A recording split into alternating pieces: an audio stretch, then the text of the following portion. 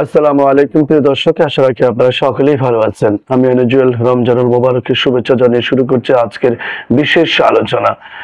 প্রিয় দর্শক, আমাদের সামনে এখন নির্বাচনমুখী পদযাত্রা শুরু হয়ে গেছে।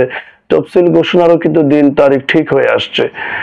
আমাদের এই মুহূর্তে একটি প্রশ্ন, যে ভারতের সাথে বিএনপির সম্পর্ক কি পররাষ্ট্রনীতির ক্ষেত্রে কিভাবে দাঁড়াবে?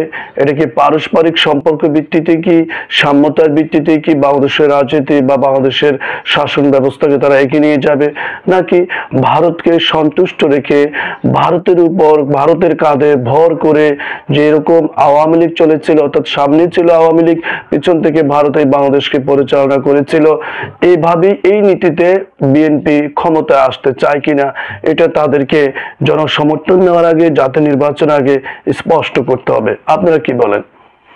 আপনারা কি চান যে ভারতের বলয় থেকে বেরিয়ে এসে বিএনপি আবার ভারতের বলতেই প্রবেশ করুক? চান কিনা? আপনারা কি পছন্দ করবেন আপনার নিজের মাতৃভূমি, নিজের দেশ আরেকজনের তাবেদারিতে চলবে, আরেকজনের হুকুমদারিতে চলবে, তাদের ইচ্ছা মতো চলবে? তারা যেভাবে বাংলাদেশে বিগত সরকারি দিনগুলোতে তারা রাষ্ট্রীয় ক্ষেত্রে বলেন, প্রশাসনিক ক্ষেত্রে বলেন, বাণিজ্যিক ক্ষেত্রে বলেন, পররাষ্ট্রনীতির ক্ষেত্রে বলেন, এবং এক অন্য দেশের কোনো রাজনৈতিক এজেন্ডা অথবা রাষ্ট্রপ্রধানরা অথবা পররাষ্ট্রমন্ত্রীরা, সচিবরা বাংলাদেশে কখন আসবে, কারা আসতে পারবে না, কারা সময় নিতে হবে, এবং ভারতে গিয়ে ভারতের সরকারকে পারমিশন নিয়ে বাংলাদেশে প্রবেশ করতে হবে, অথবা বাংলাদেশের বিষয় নিয়ে ভারতে বসে সেখানে আলোচনা সেরে গিয়ে আবার সেখান থেকে তাদের নিজ দেশে চলে যাওয়া, এই ধরনের যে একটা কালচার, নেগেটিভ কালচার ছিল, সেটা কি কন্টিনিউ থাকবে কিনা, আপনারা এটা পছন্দ করবেন কিনা, সেটা কিন্তু বিএনপির কাছে আপনারা এবার জানতে চাইবেন। আপনারা বিএনপি নেতা কর্মীদের কাছে নির্বাচন আগে, ভোটের আগে অবশ্যই জানতে চাইবেন যে তোমাদেরকে আমরা ভোট দিব, জনসমর্থনের জন্য সহযোগিতা করব, আমরা এটাও বিশ্বাস করি বড় দল হিসেবে তোমরা আগামী দিনগুলোতে শাসন ব্যবস্থা আসলে অবশ্যই তোমরা ভালো করবে। কিন্তু তোমাদেরকে এটাই স্পষ্ট করতে হবে, ভারত নীতিতে তোমাদের স্পষ্টতা আমরা দেখতে চাই। কেন কেন প্রিয় দর্শক আমি এই কথা বলছি?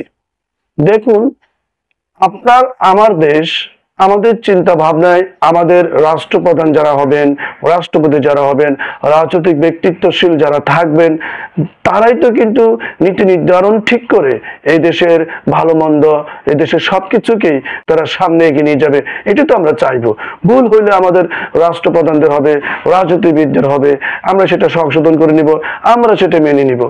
কিন্তু আপনি আপনার ধরেন, আপনি একটা ফ্যামিলিতে আপনি বসবাস করছেন, আপনার ৩-৪ ভাই, আপনার প্রত্যেকে কিন্তু রোজগার করছেন, রোজগার করে আপনার বাবার হাতে দিচ্ছেন, আপনার বাবা সেটা সুষম বন্টন করছেন, অথবা আপনাদের যার যার চাহিদা অনুযায়ী তিনি সেটা সম্পূর্ণ করার চেষ্টা করছেন। আপনার আপনার পিতার উপর সন্তুষ্ট আছেন।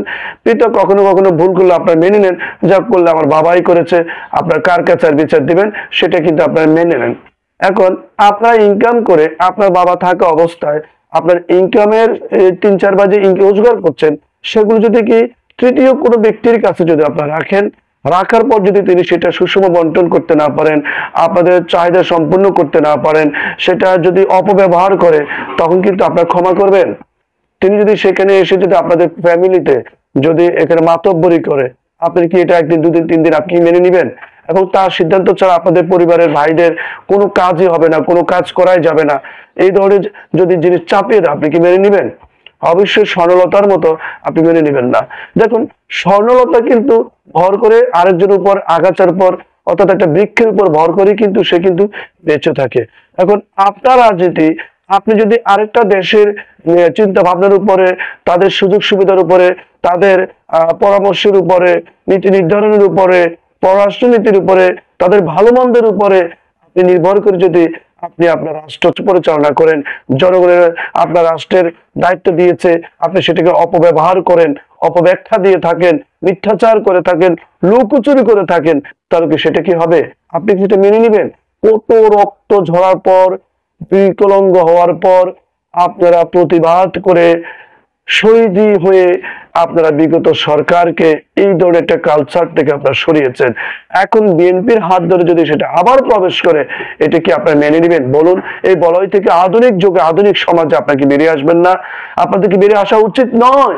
অন্তর্বর্তীকালীন সরকার ডক্টর মোহাম্মদ ইউনূস ক্ষমতা গ্রহণ করার পর তিনি একটা টেকনিক্যাল অবলম্বন করে ভারতের সাথে কিন্তু পররাষ্ট্র নীতিকে, বাংলাদেশের সম্মানকে কিন্তু একটা জায়গায় নিয়ে গেছেন, কালচারে কিন্তু তিনি চলে এসেছেন।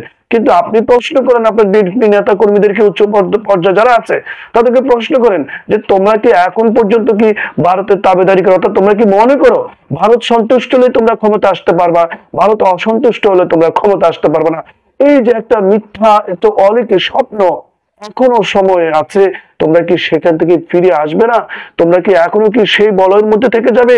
আবারও কি সেই কুয়োর মধ্যে তোমরা ঝাঁপ দিবে? তাদেরকে প্রশ্ন করুন, জানতে চান। কারণ গুরুত্বপূর্ণ সময়, একবার ক্ষমতা এসে যাওয়ার পর তারা যদি ভারতের বলয়ের মধ্যে আবার প্রবেশ করে, তাহলে কিন্তু আপনি আবারও তাদের মধ্যে জড়িয়ে গেলেন।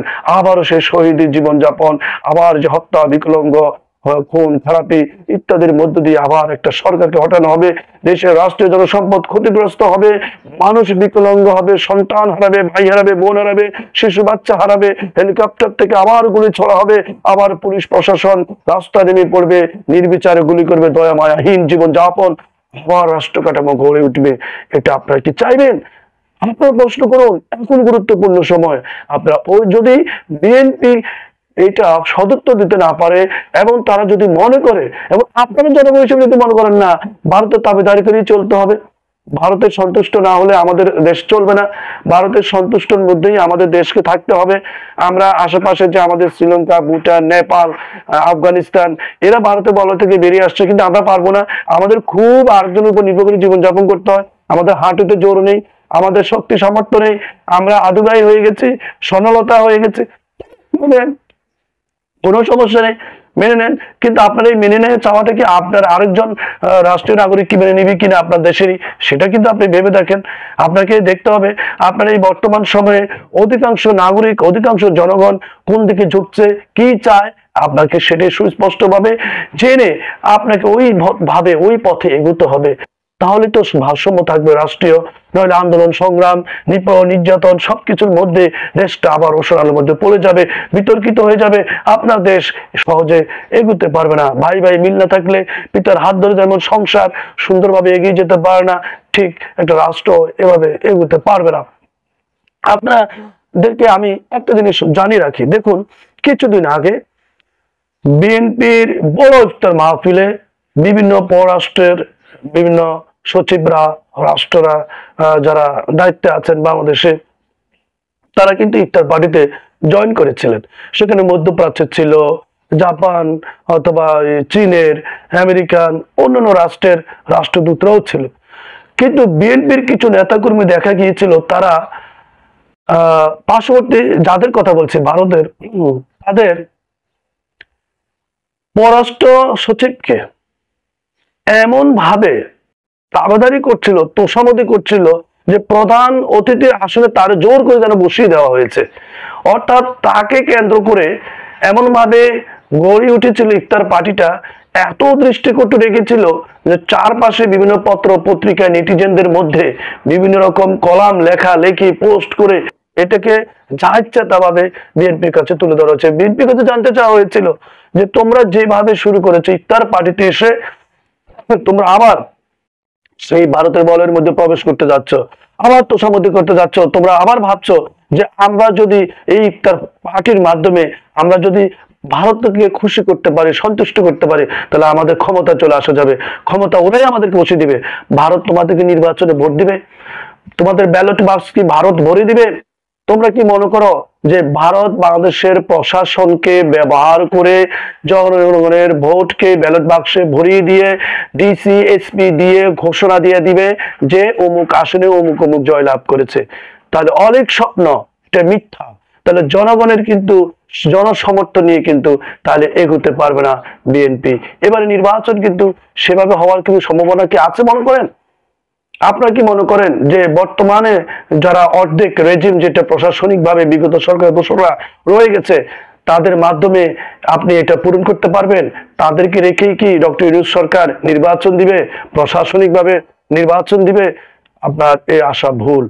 আপনার চিন্তা করুন, সেই ইফতার পার্টিতে যেভাবে ভারতের ওই ব্যক্তিকে তারা তোষামোদী করেছিল, পারে না, তার পা টিপে দেয়, মোজা পরাই দেয়, মাথায় টুপি পরাই দেয়, হাত পা টিপে দেয়, মুখে তুলে খাওয়াই দেয়, এমন পরিস্থিতি দাঁড়াইছে।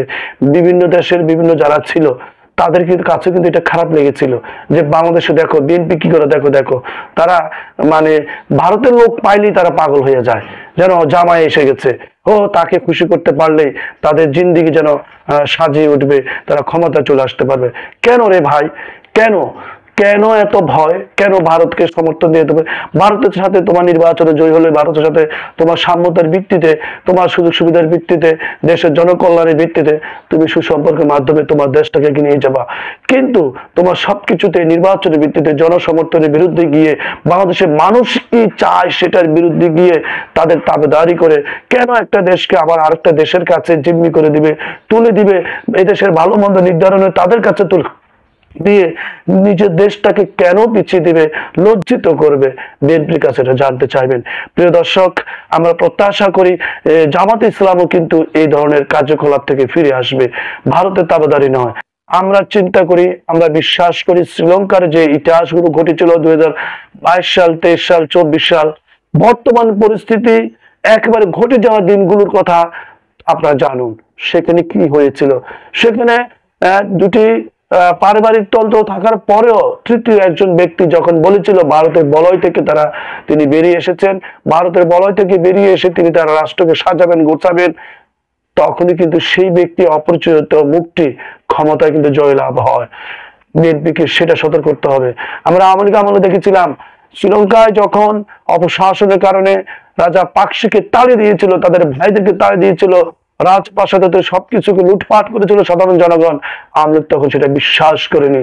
তারা বলেছিল যে শ্রীলঙ্কা যা ঘটেছে বাংলাদেশে তা ঘটবে না, বিধিমান 2 বছর না যেতে বাংলাদেশে তার চেয়ে ভয়াবহ আকার ঘটেছিল। ঠিক সেম ভাবে যদি তাদের নির্বাচনমুখী চিন্তা ভাবনার মধ্যে দিয়ে রাষ্ট্রপ্রধান যিনি হয়েছিলেন, প্রধানমন্ত্রী যিনি হয়েছিলেন, সেই কাহিনী যদি বাংলাদেশে ঘটে যায়, তাহলে কপালে কিন্তু শনি দশা আছে। বিএনপিকে সুস্পষ্ট করতে হবে ভারত নীতি থেকে তারা সরে আসবে কিনা। ভারত নীতি থেকে যারা সরে আসবে না তারা ধরা খাবে। ভারত নীতি থেকে সরে আসার জন্য যে দল হাঁক ডাক দিবে, মানুষকে প্রতিশ্রুতি দিবে, দেখবেন তারাই কিন্তু ক্ষমতায় এগিয়ে যাওয়ার জন্য অনেক বেশি সামনে সম্ভাবনা দ্বার খুলে দিবে। আপনাদের মনে রাখতে হবে বাংলাদেশের জনগণ কি চায়, কি চিন্তা ভাবনা করছে, সেটাকে গুরুত্ব দিয়ে এগোতে হবে। অন্য দেশ কি চায় সেটাকে গুরুত্ব দিয়ে এগুলে আধুনিক এই বিশ্বে সেটা কখনোই মেনে নেওয়া যাবে না।